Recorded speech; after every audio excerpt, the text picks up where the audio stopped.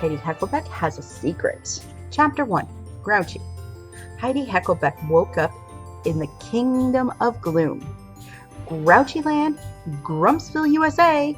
Heidi felt like the princess of Cranky Pants because not only was it her first day of school, it was her first day of school ever.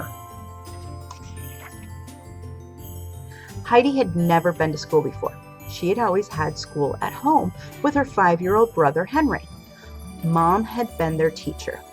But starting today, Heidi Heckelbeck would be a brand new second grader at Brewster Elementary. Mom popped her head into Heidi's room.